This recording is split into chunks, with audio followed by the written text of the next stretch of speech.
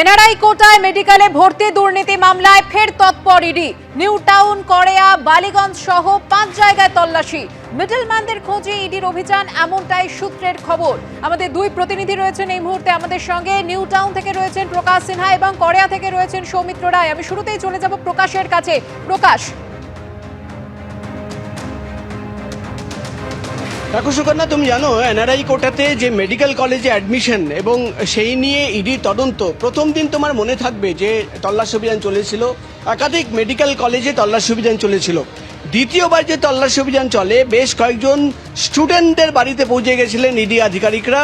এবং আজকে যে তল্লাশি অভিযান চলছে, ইডি সূত্রের খবর যে যাদের ইনভলভমেন্ট ছিল, অর্থাৎ এনআরআই কোটাতে টাকা নিয়ে মেডিকেল কলেজে এমবিবিএসে যে ভর্তি করার প্রক্রিয়া হয়েছিল, সেখানে একটা বড় স্ক্যাম বলে মনে করছেন ইডি আধিকারিকরা। কোটি কোটি টাকার লেনদেন হয়েছে এবং সেখানে যাদের ইনভলভমেন্ট ছিল, যারা মিডলম্যান হিসেবে কাজ করেছে, তাদের একাধিক ঠিকানায় পৌঁছে গেছেন আজকে ইডি আধিকারিকরা। আমরা নিউ টাউনের সি ব্লকে রয়েছি। এই গেট বন্ধ, তুমি দেখতে পাচ্ছ সামনে দুদিকেই কিন্তু কেন্দ্রীয় বাহিনীর জওয়ানরা দাঁড়িয়ে রয়েছেন।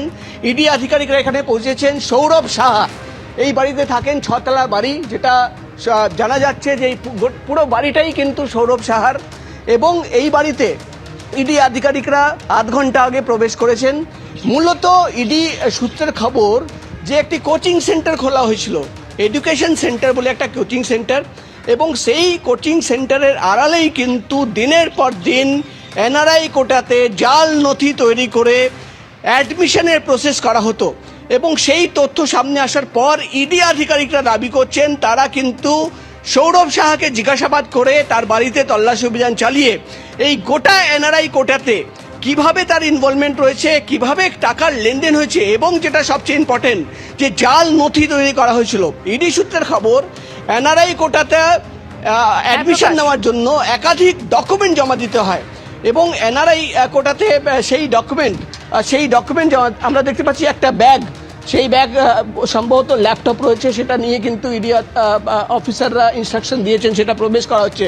সব মিলিয়ে কিন্তু মূলত কোটি কোটি টাকা যে লেনদেন হয়েছে, সেই টাকা কিভাবে হলো এবং কোথায় গেল সেই টাকা, তার খোঁজেই কিন্তু আজকে সকাল থেকে ইডি আধিকারিকরা একসঙ্গে ম্যারাথন তল্লাশি অভিযান শুরু করেছেন। একেবারে প্রকাশ, তুমি পরিস্থিতির দিকে নজর রাখো। আমি সৌমিত্রর কাছে চলে যাব। সৌমিত্র রয়েছে কড়েয়াতে, সেখানেও তল্লাশি অভিযান চলছে। সৌমিত্র। সুকন্যা, দেখো একই ইস্যুতে এই এনআরআই কোটাতে মেডিকেল অ্যাডমিশনের যে তদন্ত, সেই তদন্তে আজকে আমরা যেটা দেখলাম যে ইডি আধিকারিকরা, ইডির 6 জন আধিকারিক আজকে এই কড়েয়া থানার অন্তর্গত এই তারক দত্ত রোড, এই যে বাড়ির ছবি আমার ক্যামেরা পার্সন শুভঙ্কর লাহা দেখাচ্ছে, তুমি দেখো এই যে জরাজীর্ণ বাড়ি, এই বাড়িতে আজকে 6:40 নাগাদ ইডি আধিকারিকরা আসেন। এবং তার সঙ্গে সঙ্গে আমরা দেখতে পাচ্ছি যে এই যে বাড়িতে ঢোকার যে গেট, সেই গেটে কেন্দ্রীয় বাহিনীর জওয়ান রয়েছে এবং বাড়ির মধ্যেও প্রচুর কেন্দ্রীয় বাহিনীর জওয়ান পুরো বাড়িটা ঘিরে রেখেছে। অর্থাৎ এই যে এনআরআই কোটাতে যে অ্যাডমিশন, সেই অ্যাডমিশনের তদন্তে নেবে ইডি আধিকারিকরা।